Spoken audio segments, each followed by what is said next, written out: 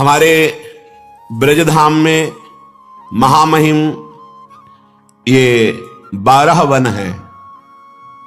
मधुवन, तालवन, कुमुदवन, बहुलावन, कामवन, खदिरवन, वृंदावन, भद्रवन, भांडीरवन, बेलवन, लोहवन, महावन। ये ऐसे महामहिम हैं कि इनमें जो एक बार प्रवेश कर जाए और यहां की रहनी से 3 रात ही रह जाए तो उसे त्रिभुवन में भटकना नहीं पड़ेगा, वो कभी 84 लाख योनियों में नहीं जाएगा।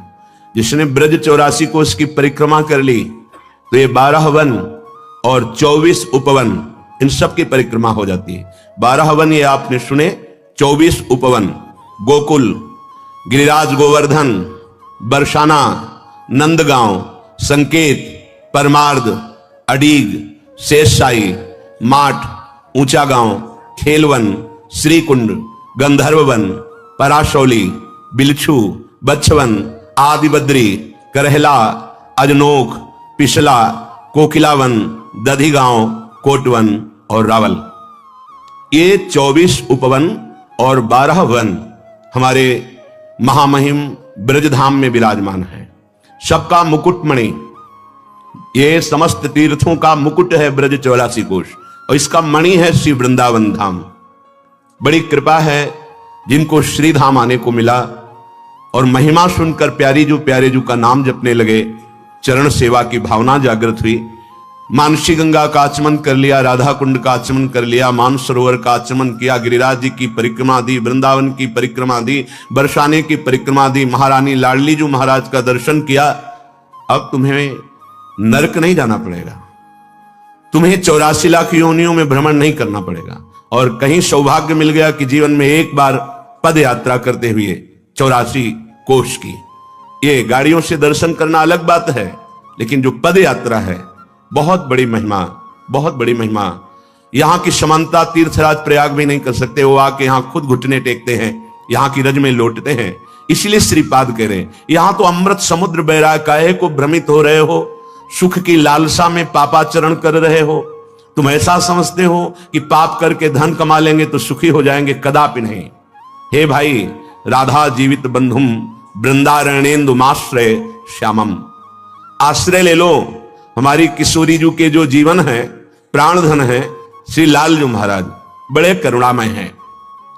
अगर इनके चरणों की वंदना कर ली, आश्रय ले ली, तो समस्त दुखों की निवृत्ति हो जाएगी। तो ये जिनके अधीन है, हम उनके चरणों का आश्रय लेने वाले हैं। जाके अधीन सदा ही सांवरो, यह ब्रज को शिरताज। फिर यहां श्रीपाद करें राधा जीवन बंधु श्री लाल जी का आश्रय ले लो, तभी तुम जान पाओगे लाडली जी को।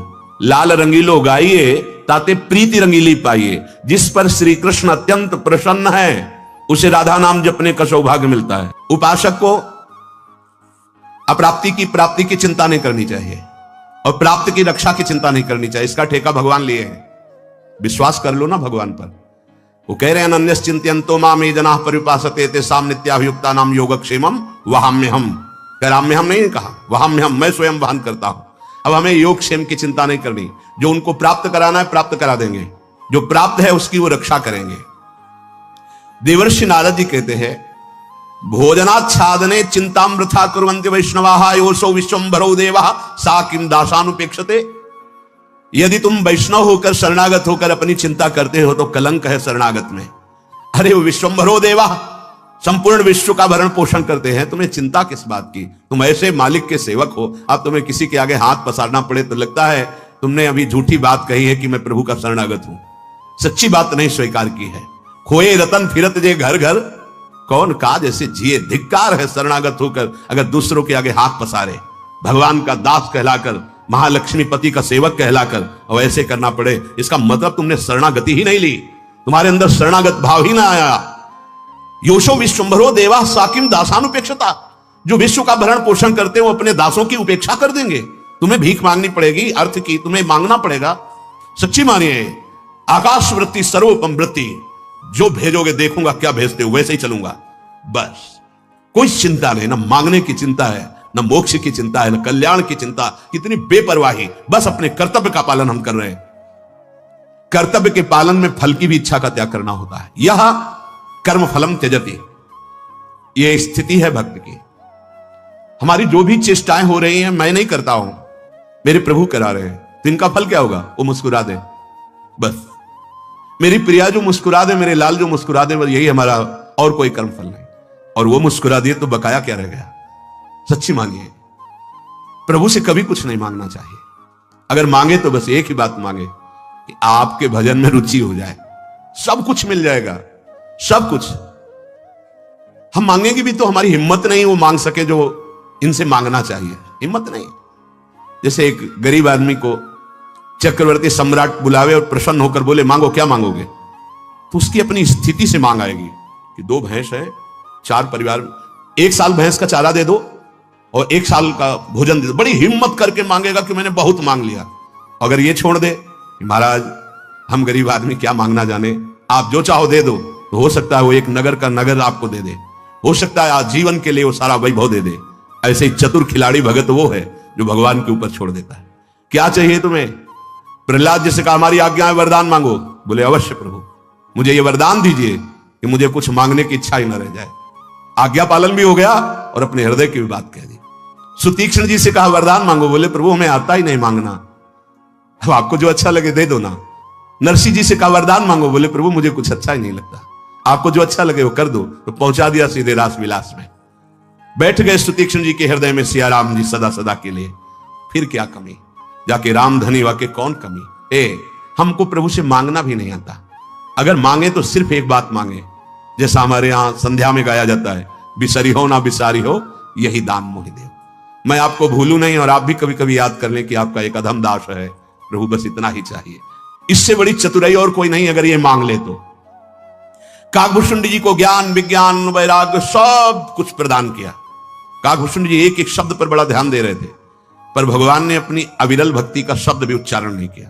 काकभूषुंड जी ने कहा प्रभु आपको जो अच्छा लगा तो आपने दे दिया, लेकिन आपको यह भी चाहिए कि मेरे से पूछना चाहिए कि तुम्हें क्या अच्छा लगता है। आपने जो जो कहा प्रभु मुझे नहीं चाहिए। नहीं तुम्हें चाहिए क्या? बस आपका नाम जपते हुए आंसू बहाते हुए आपकी अविरल चिंतन में डूब जाऊं। बड़े बड़े प्रवीण हो काक, जिसको ये मिल गया तो ये सब अपने आप मिल जाता है। यदि ये मिल गया ना, गदगद सुर नैना सजल दंपति रस रे भीन, तो त्रिभुवन का कोई भी वैभव ऐसा नहीं जो आपके चरण न चूमे। एक एक हम कहां से मांगेंगे? उन्हीं को मांग लो जिनका त्रिभुवन है, सब काम बन जाएगा। यह कर्म फलम त्यजति कर्माणि संन्यस्ति, ये भक्त की स्थिति होती, वास्तविक होती। वो स्वयं करता नहीं होता, सच्ची मानिए, होता है वो। जो भी हो रहा है वो देख रहा है, करता लय हो जाता है, तो वो कर्म करता नहीं है। जब तक ऐसी स्थिति ना हो तो भगवान श्री राम ने सबरी माता के सामने भक्ति का जो स्वरूप वर्णन किया, उसमें कहा छठ दम सील बिरत बहु कर्मा, निरत निरंतर सज्जन धर्मा। मेरी छठवीं भक्ति है कि वो अपने मन का दमन कर दे और बहुत ही सहनशील हो और ऐसे कार्यों से विरक्त हो जाए जो मेरे से विमुख कराने वाले कर्म हैं। विरत बहुकर्मा, और ऐसे कार्यों को करे जो संत महापुरुष आदेश करते हैं। निरंतर सज्जन धर्मा, जिन धर्म में मेरे प्रेमी महाभागवत जन स्थित हैं, वो जो आदेश करें उनके अनुसार कर्म करे। तो आदेश के अनुसार कर्तव्य का पालन जब होता है तो कर्ता भाव नहीं रहता कि मैं नहीं कर रहा हूं, मेरे गुरुदेव करा रहे हैं, अगर मुझे करने की क्षमता होती तो मैं पहले कर लेता। तो वो कर्माणि संन्यस्ति, अंतर की बात। और बाहर से ये तो सर्वाणि कर्माणि मयि सन्न्यस्य मत्परः, जो भी कार्य करो भगवान को अर्पित कर दो, तो उसी जगह पहुंच जाओगे अकर्ता स्थिति में। तुम्हारे सारे कर्म अकर्म हो जाएंगे, वो बंधन नहीं डाल पाएंगे और आप जीवन मुक्त महापुरुष हो जाएंगे। यह कर्म फलम त्यजति, जो कर्म फल का त्याग दे। पर कर्म फल क्यों नहीं त्याग कर पाते? श्री भगवान गीता जी में कहते हैं कि ये प्रकृति के द्वारा हो रहे हैं, ये हमारा शरीर रचा हुआ प्रकृति से है। बहुत गूढ़ विषय है, इसीलिए ध्यान पूर्वक सुनोगे तो समझ जाओगे।